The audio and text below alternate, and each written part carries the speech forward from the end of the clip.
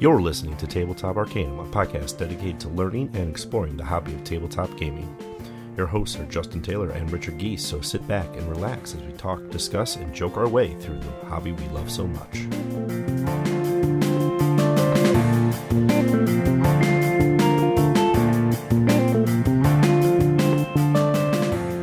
Welcome to Tabletop Arcanum. This is Justin, and today I bring you a expanded review from Marvel United. We did a review on it a while ago, but now that all of the expansion and additional content has come out for the game, wanted to revisit it and see what the game grew into when you start adding more and more heroes and more villains, and see if that replayability or complexity may have been dialed up some.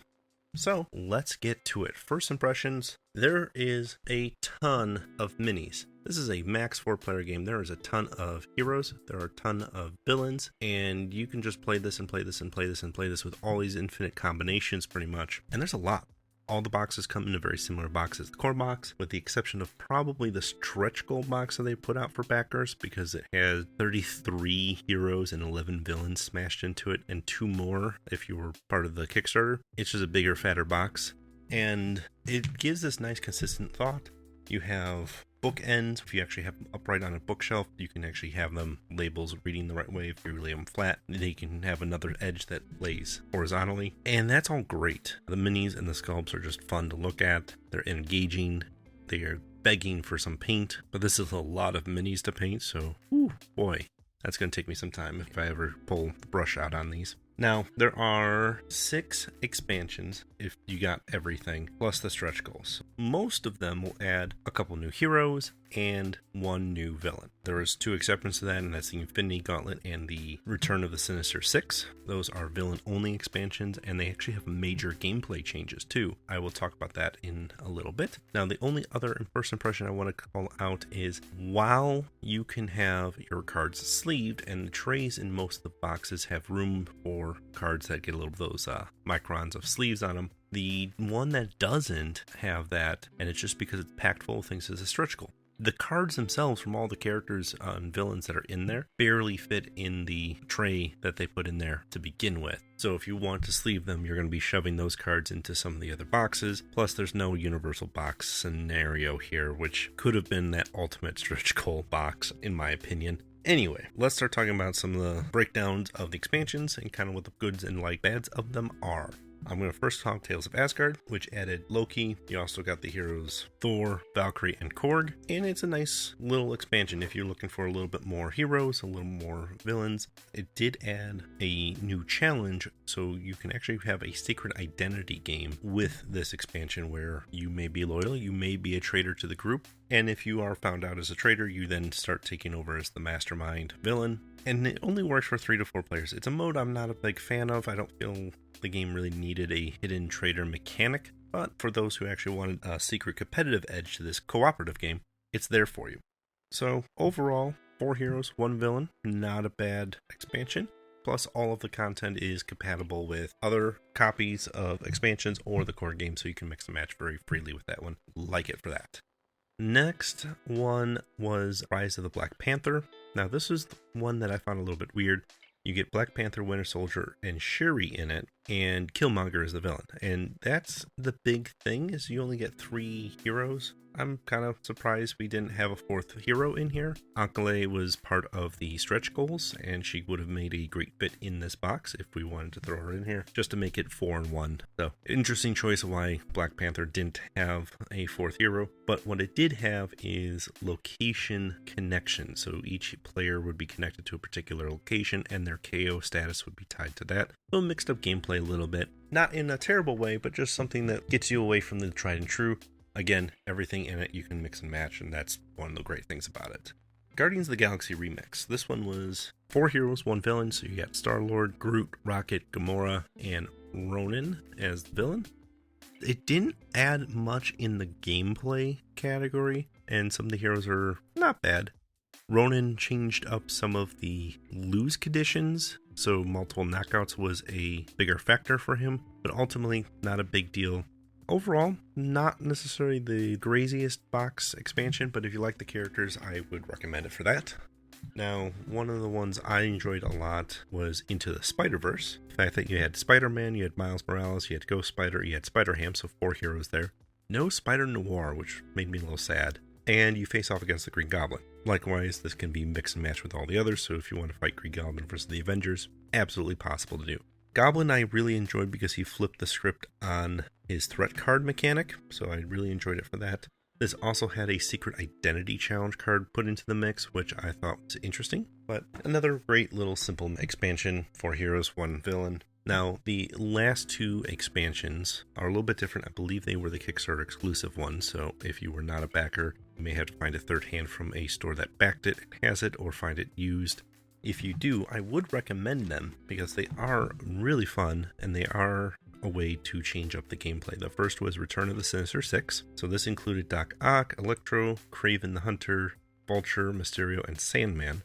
No heroes in this. However, it comes with a Sinister Six game mode, which replaces your traditional method, and you face essentially all 6 of them at once. One thing I didn't know about at the beginning was that all 6 of them have their own regular events, so if you just want to fight Doc Ock in a regular game of Marvel United, you can. But if you want to do the special all of them at once mode, that's what this expansion did a really, really cool job with. Last but not least, the Infinity Gauntlet. Now this one is also no heroes. You have Proxima Midnight, Ebony Maw, Black Dwarf, and Thanos. And the one thing I want to say about this one is it adds that miniature campaign expansion and put in kind of an epic game mode, is what they call it. So you face 4 games back to back, one against each of the Black Order that's in the box, and they're trying to collect Infinity Stones for Thanos. And then you face a final challenge against Thanos, and depending on what you do in the first 3 games, it sets the difficulty for your Thanos fight, because you can set yourself up with some bonuses and combos. If you can prevent the Infinity Stones from being captured, you can weaken Thanos in the end. Now, playing 4 games back to back is a little tedious, but it is definitely well worth it and takes that lightweight game that we have with Marvel United Core expansion and brings it to a new level if you want something a little bit deeper and a little bit stronger. Last thing I want to touch on is the stretch goal box for backers or people who pick up a Kickstarter version. There is a ton of heroes. You got 33 heroes with 2 more that didn't come in the box but came separately, and 11 more villains to face. This brings the game to 51 heroes, 28 different villains. It's a 4-player game. That's a lot of possibility. And that's what the expansions really do, is they don't really shake up the core gameplay experience too much, but they add maybe a challenge card here, a special mode here, a little tweak to the gameplay, and mostly it's more of the same stuff that you may already love from Marvel United. I would personally recommend Enter the Spider-Verse as the regular expansions, or then possibly Sinister Six if you have the Kickstarter versions first. But realistically, what I would say, grab the characters and hero that are in the expansions that you care about, that you love, and that you have an attachment to. I'm a big Winter Soldier fan, so Asgard called to me because that's where Winter Soldier was. Likewise, if you like Miles Morales, get to Enter the Spider-Verse. If you're a big Guardians fan, get the Guardian box, etc. My final thoughts on the Marvel United expansion content is there is a ton, which is both a blessing and a curse. Blessing because you have infinite possibilities. I could play this game for years on end and never really get the same combination of heroes. It's going to be great because everybody gets to play their favorite hero. Unless you have the same hero as your favorite of both people like Spider-Man, you're a little SOL. However, there's like 3 versions of Spider-Man, so you can at least get away with it a little bit there. The downsides would be kind of the same thing. There's a lot of content here, and a lot of it you may never see. One thing I will say is most of the heroes are unique in some fashion. They'll have a couple special cards in each of the decks and some basic generic ones. They all kind of tweak a little bit. There are hero combinations that are really, really powerful, especially if you get ones that are granting tokens and then another hero at the table that's manipulating those tokens or using them as ×2 tokens. The problem is when it falls flat and you have a hero that really wants to manipulate the tokens that exist, but they're also the only hero that's doing anything with the tokens, so no one else is feeding them to them. It can get a little bit challenging. Locations that you get in the game throughout all these expansions too can do some of that, so there is a little support there, but it's not necessarily a guaranteed thing, especially if you're going fully randomized or picking your favorites. that can set the difficulty a little swingy. Not the end of the world. There is something else I noticed with the heroes that I want to call out is not all heroes are created equally. Some of them got a lot more nuance to their rules and their stuff, and then others just felt a little bit flatter or a little bit more generic, like, okay, this is this character's special power, just put 3 of those cards in their deck and call it a day. Where others have like 4 or 5 all unique special cards in their decks. And that's just a thing in the development. I wish they put the care to all of them equally, because there are fans of all these characters and they should all get that equal love in their gameplay. Last but not least, there are so many characters in this game. I love it. I've been playing it for years, and now with the X-Men United coming next from Simon, which should be fully integratable with this, it's going to be an insane amount of characters, an insane amount of options, and I'm just going to have to dedicate days to keep playing all these variances so I can experience what it means to have the Defenders go against Thanos versus having the Avengers do it. And I think that's one of the fun things, and I'll leave you with that thought. You can create these scenarios with this game. You want the Guardians of the Galaxy to beat up the Kingpin or sea-level villains in like the Sinister Six, or Spider-Man versus the Sinister Six. You can create these stories for yourself, and it's all there waiting for you. The one thing I will also add is it's not necessarily a pushover game. It can get very luck dependent, it can get very swingy, but I always feel, even if you feel like you're against the ropes for the whole game, there is a glimmer of hope, and it's one of the things that does keep me coming back to the table on this one. So, I hope you enjoyed this episode. I hope you got some enlightenment from our knowledge of all these different expansions, and maybe find the one that works for you if you want to pick up the game and add some more content to your core box. If you have not listened to our core box material, we do have a full episode based on just the core game experience alone, where we talk about the mechanics, we talk about what we liked and didn't like on it. Give that a listen if you will. As always, thank you for listening. This has been Justin from Tabletop Arcanum. You can find us on Instagram, Twitter, and Facebook. You can also find us on YouTube. Until next time, and happy gaming.